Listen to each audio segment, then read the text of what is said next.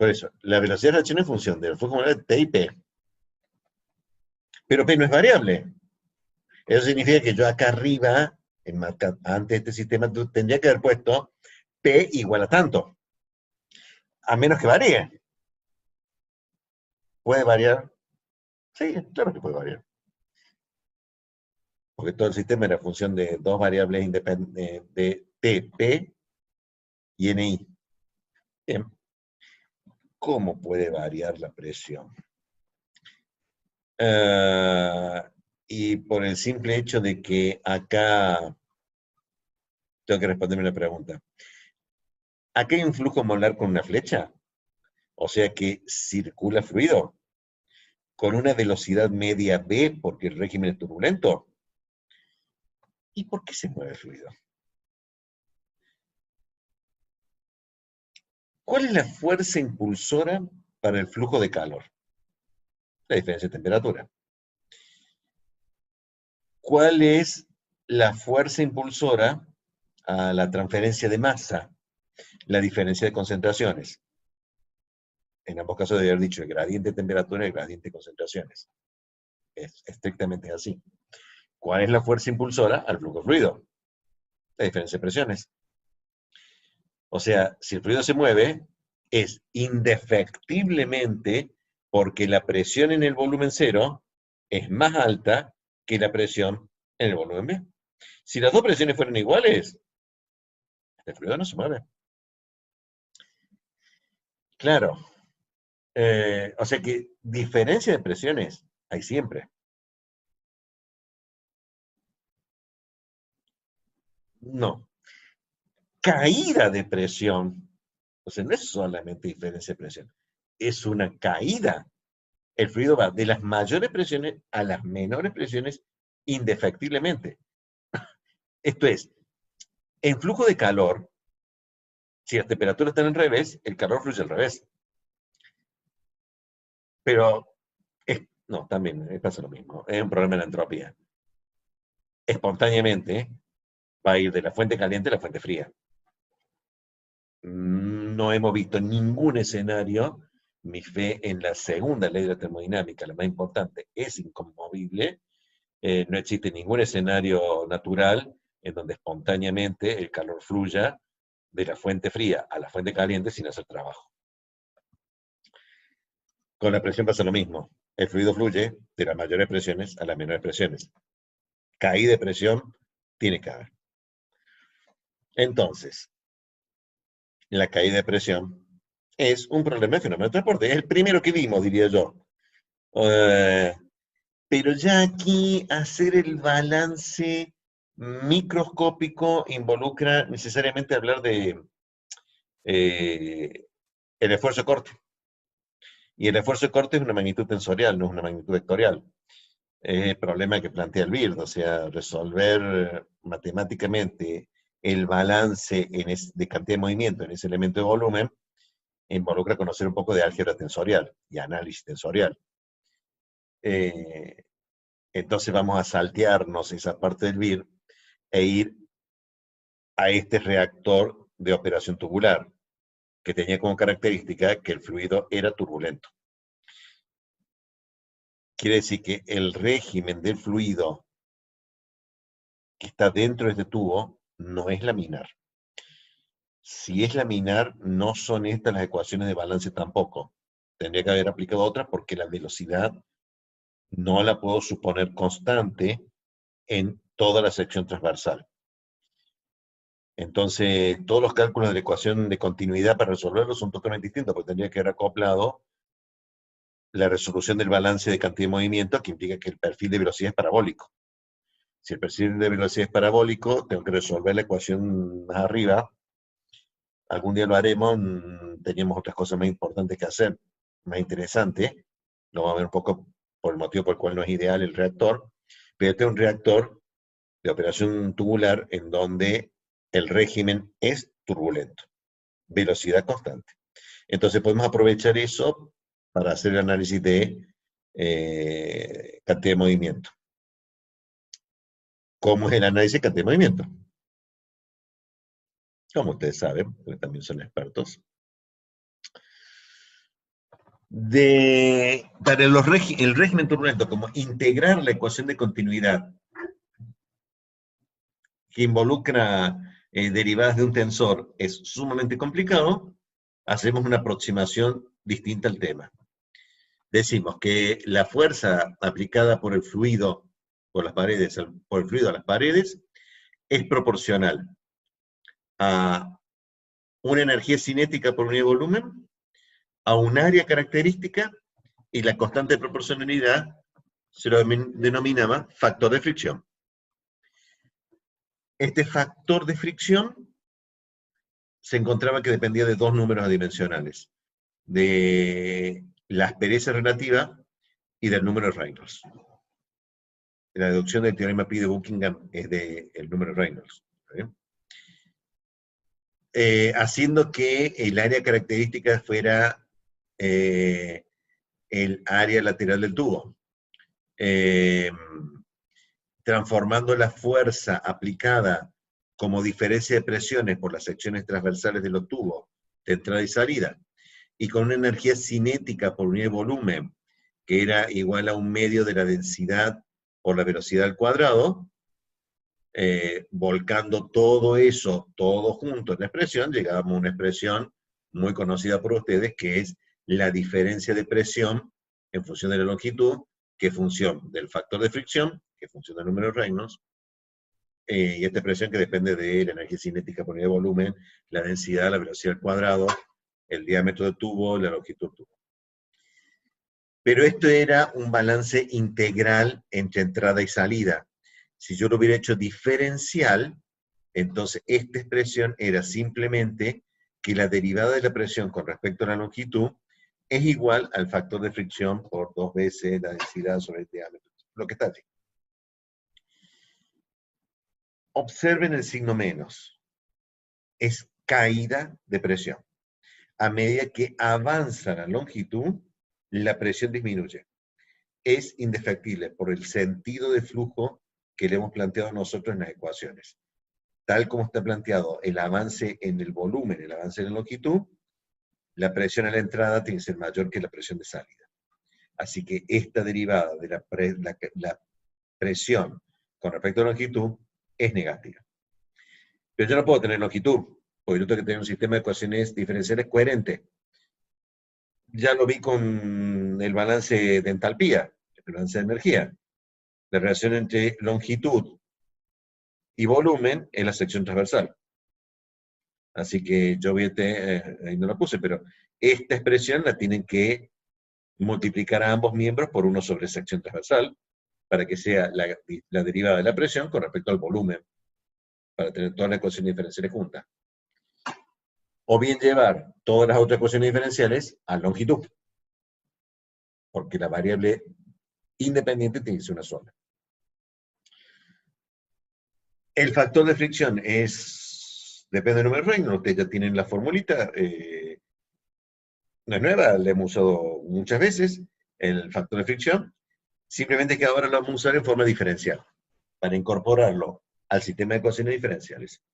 Entonces me va a quedar, para describir el reactor de operación tubular, un sistema de NC más 3 ecuaciones diferenciales. Las NC de balance molar, la ecuación de balance de energía del lado reactor, que me da la temperatura del reactor, la ecuación diferencial del lado calefaccionante, que me da el perfil de temperatura del lado calefaccionante, más esta ecuación diferencial, que implica la caída de presión en función de la longitud del lecho.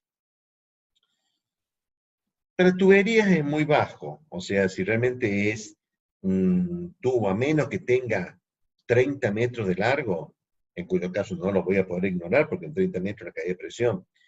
Y si es gases, con más razón, porque con gases el factor de fricción afecta mucho más.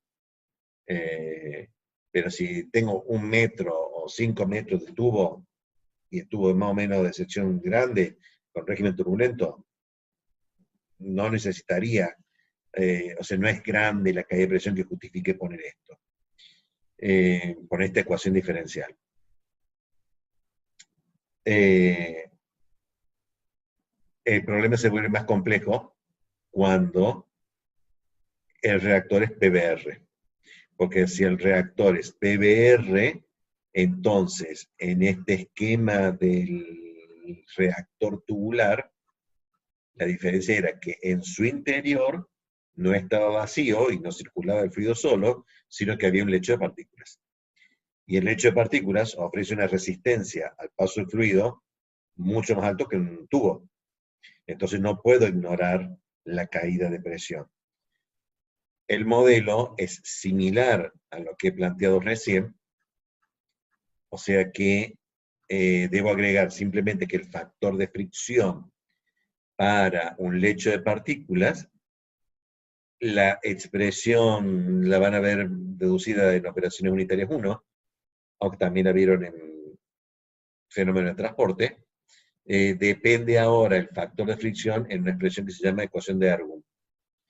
De la ecuación de Ergun lo más crítico es que depende del diámetro de la partícula del lecho y depende de la porosidad del lecho.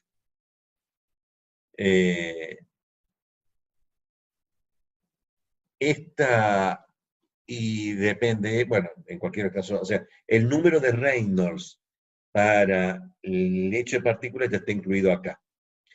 Y en esta ecuación de Ergun yo tenía régimen laminar y turbulento, porque el factor de fricción para flujo de fluido a través del lecho de partículas no presenta una discontinuidad entre el régimen laminar y el régimen turbulento. La expresión del factor de fricción es continua.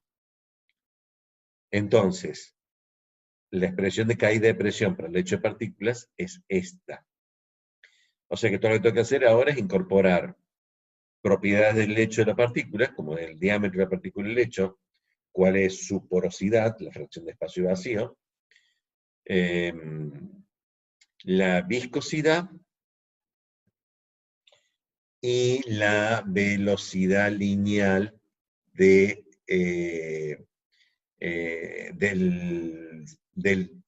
tubo en la tubería de diámetro D. O sea que sale del caudal volumétrico y sale de las relaciones del caudal volumétrico que nosotros hemos visto. Se me va a acabar en menos de un minuto, así que la voy a reiniciar a la sesión y ya me falta muy poco. Sí, tengo hasta las 11 de la noche. Hoy no 6 horas, ¿eh? Bueno, después de recreo. ¿En qué estábamos? Un reactor de operación tubular tenía, por el flujo de fluido, una dependencia de la presión con respecto a la longitud del tubo. Es una caída de presión. La presión en la entrada es mayor que la presión en la salida para que el fluido fluya en el sentido que le hemos fijado nosotros.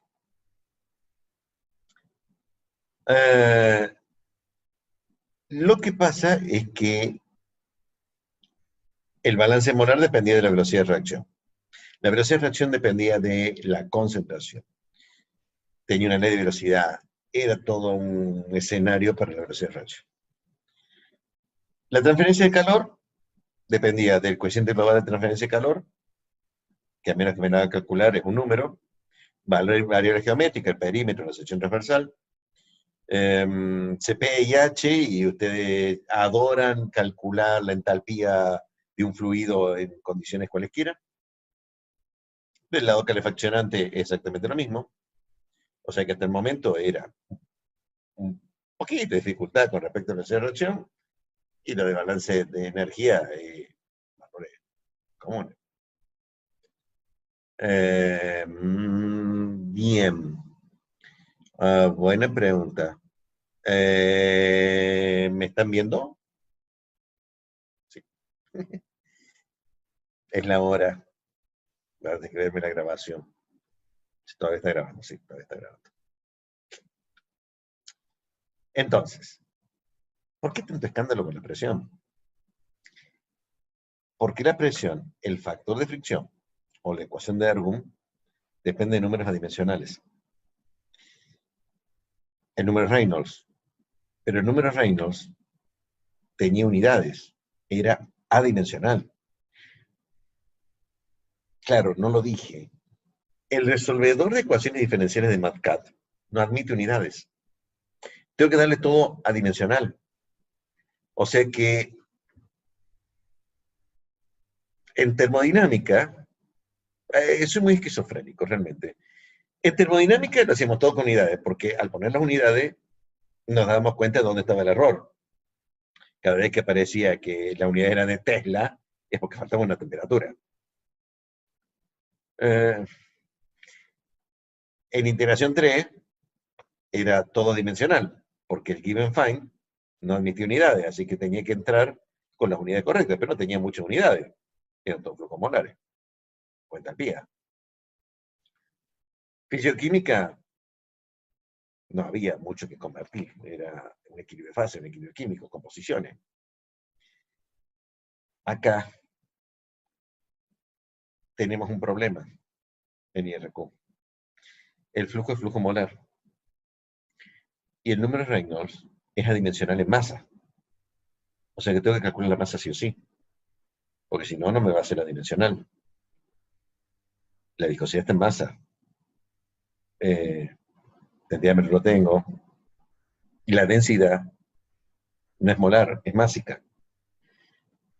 O sea que voy a tener que recurrir a sus profundos conocimientos de integración 1. Van a tener que convertir antes y asegurarse de que entraron a dimensional. Vamos a ver algunos trucos para reducir un poco el esfuerzo, porque aparentemente cuesta mucho hacer este problema de cambio de unidades. No sé por qué cuesta tanto hacer el cambio de unidades. Sospecho que por culpa de MATLAB, que la calcula, se les pone uno y ya está. Así que vamos a aprovechar a hacer un mix de decir, bueno, vamos a hacer con unidades, sin unidades. O sea, una expresión tan simple como la presión, en MATLAB no es complicado, hay que ser ordenado. O sea, no hay que ser atolondrado y apresurado. No dejen esa ecuación para resolver los últimos 5 minutos del parcial porque requiere tener mucha tranquilidad para poner los números correctos.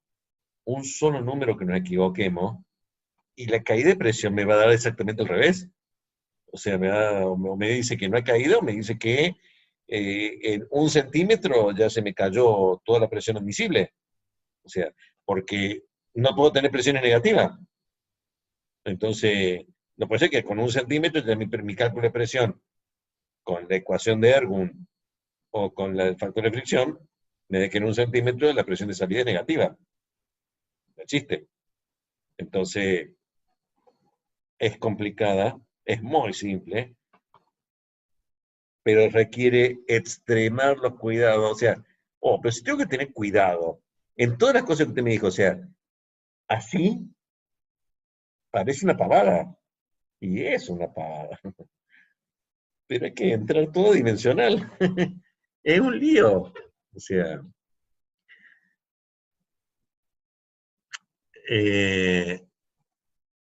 a partir de allí, esta expresión simplemente teniendo un poco de cuidado no es tampoco tan problemático para resolverlo.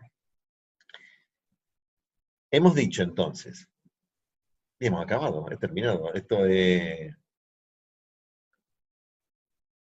solamente fisioquímica. No, porque fisioquímica yo di toda la materia en la segunda clase, la regla de fase de Gibbs. En esta no llego a ese extremo, no he dado toda la materia, esto no es todo IRQ, pero sí es todo reactores de operación tubular. O sea que un reactor de operación tubular está descrito por un sistema de ecuaciones diferenciales. No digo el número, porque tengo que ver en cada caso cuál o cuántas aplicar. No necesariamente tengo que poner todo. O sea, acá está el desarrollo completo, en donde el caso más general, el del parcial, hay que poner todo. Pero no todos los ejercicios van a tener necesariamente todo. Por eso es que si el reactor razonablemente no tiene cambios en la temperatura, entonces se lo puede considerar de temperatura constante el reactor de flujo pistón, se fija su temperatura y solamente el balance de masa, el balance molar, describe el reactor. Si no puedo suponer que la temperatura es constante, entonces tengo que suponer que la temperatura es variable, y si la temperatura es variable, tengo que introducir por lo menos la primera ecuación diferencial de la derivada de la temperatura del reactor con respecto al volumen. Y si no puedo suponer temperatura constante del otro lado, entonces me tengo que poner la tercera ecuación diferencial, o sea, NC más 2, y si la caída de presión es importante, voy a tener que poner otra ecuación diferencial más. De transferencia de calor me faltó un tema, porque pensándolo no eran los únicos escenarios de transferencia de calor. He planteado acá el escenario de, planteé, que fuera isotérmico, lo cual significa que esencialmente la temperatura del reactor no tiene un efecto térmico sensible, entonces la temperatura a lo largo de todo el volumen es constante. Si la temperatura a lo largo del volumen del reactor es constante, se fija la temperatura. Después dije, ¿qué pasa si hay intercambio de calor? Si hay intercambio de calor, pongo la ecuación de la derivada de la temperatura. Pero había un escenario más. ¿Qué pasa si no hay flujo de calor? Si no hay flujo de calor, ¿el sistema es isotérmico? No. Si no hay flujo de calor, Q no está. Esta Q no está. Si esta Q no está, vale 0. Si esa Q vale 0, este término vale 0. Pero no hace 0 todo lo demás. Eso es lo que no vale 0. Si eso vale 0, eso quiere decir que este término de U por P por TA menos T vale 0. Pero no el resto. O sea que el resto da cuenta de la variación de temperatura a lo largo del reactor para cuando no hay flujo de calor. Y si no hay flujo de calor, el sistema recibe un nombre particular. ¿Lo preguntaré? ¿No lo preguntaré? ¿Cuál es el nombre de los equipos donde no hay flujo de calor? No, no lo pregunto. Pero si lo llego a preguntar y no me lo llegan a responder, no voy a poder dormir esta noche. Entonces, quiero dormir esta noche, el sistema es adiabático. O sea, el que sea diabático no quiere decir isotérmico. Si quiere decir adiabático, simplemente no hay flujo de calor, pero esta ecuación sigue estando.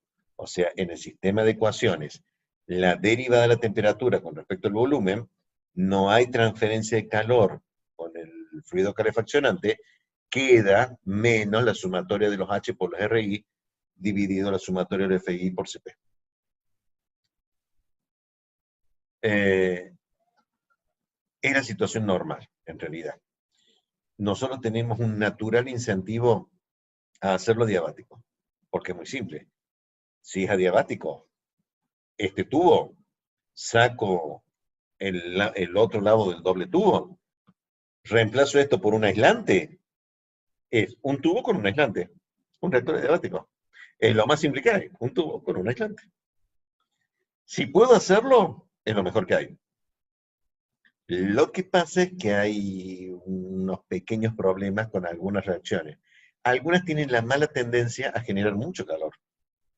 Entonces, como es adiabático y la reacción es muy exotérmica, entonces la temperatura aumenta mucho. Por el otro lado, hay hay reacciones que son muy endotérmicas, consumen mucha energía para hacerlo. Entonces, si yo lo hago adiabático, en 10 centímetros la temperatura se me hizo, por todos los cálculos que hago, menos 400 Kelvin, no, tanto no, en unos 100 Kelvin, con lo cual la reacción se murió. O sea, no avanza ni para atrás ni para adelante, no evoluciona, porque requiere calor. O sea, y a diabático no le da nada de calor, entonces la reacción no evoluciona. O sea que hay un buen conjunto de reacciones que no pueden ser adiabáticas. Un buen conjunto de reacciones no pueden ser adiabáticas. Pero si lo puedo hacer adiabático, lo hago adiabático. Eso está fuera de discusión. Me ahorro el problema del fluido, me ahorro el problema del coeficiente global de transferencia de calor, que tengo que calcularlo, de Bell-Delaware o cualquier los métodos de estimación. Me ahorro todo eso. Es adiabático. Eh, si la reacción es exotérmica y no tengo, y es o adiabático, o no tengo suficiente transferencia de calor del lado calefaccionante, que sería en realidad refrigerante, porque la reacción es exotérmica, entonces aún así, o sea, o adiabático, o con poco fluido de refrigeración, la temperatura del reactor puede superar una temperatura máxima admisible.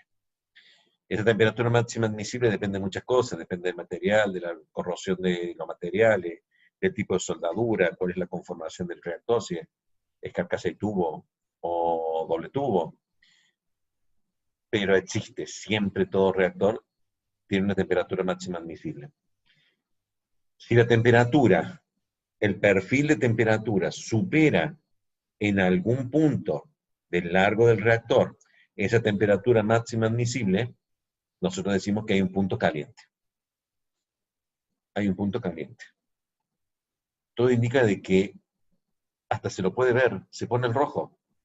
Y después de ponerse el rojo tiene una mala práctica que es, se pincha. Y si se pincha, hay un pequeño problema de que sale fluido. Y si sale fluido, también hay una mala costumbre de que ese fluido sea combustible inflamable o explosivo. Entonces la planta explota.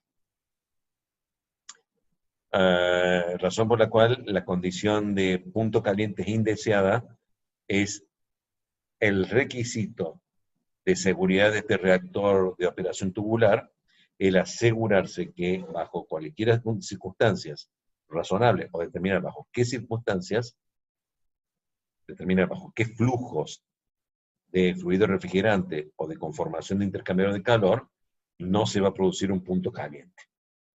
Esa es la condición de seguridad de este tipo de reactores. Si son endotérmicos, son inherentemente estables. O sea, lo que va a pasar es que mi jefe me va a echar porque no produzco nada, pero no voy a matar gente por no producir nada. Me voy a matar yo mismo porque me van a echar. Sobre todo después de haber estudiado IRQ, sabiendo de que si la reacción endotérmica la tengo que calentar de alguna forma. Eso es lo que vuelve divertido el diseño de estos reactores. Analizar todo esto. Finalizo con un pequeño detalle. El punto caliente no es un pinch. Si ustedes recuerdan, apelo a su profundo conocimiento de tecnología térmica o de fenómeno de transporte, si los dos perfiles de temperatura se tocan, cesa la transferencia de calor. No se pueden tocar los dos perfiles de temperatura. Esa conclusión de fenómeno de transporte o tecnología térmica no se aplica para IRQ, porque no se dijo en su momento de que los fluidos del intercambio de calor no tienen que ser reactivos. Si uno de los fluidos reacciona, entonces puede haber un cruce de temperaturas y puede haber una sección del intercambiador de calor que caliente y una sección del intercambiador de calor que enfríe. No es que esté prohibido el cruce de temperaturas en un reactor de operación tubular. ¿Y qué pasa si es de dos pasos en carcasa? Hay que afectarlo del factor F. O sea, hay que poner F. Como SF de las curvas, el de la R, el de la Q. Si no lo han visto en tecnología térmica, SF. Por suerte no vamos a ver si es varios pasos en tubo. ¿Sí? Pero si es varios pasos en tubo, donde esté el fluido reactivo, en realidad el tubo es un solo tubo, por más que tenga dos pasos, es un tubo. O sea, mi problema es un problema de carcasa. Y por carcasa normalmente no ponemos la reacción química. Ponemos el fluido calefaccionante y refrigerante. Bueno,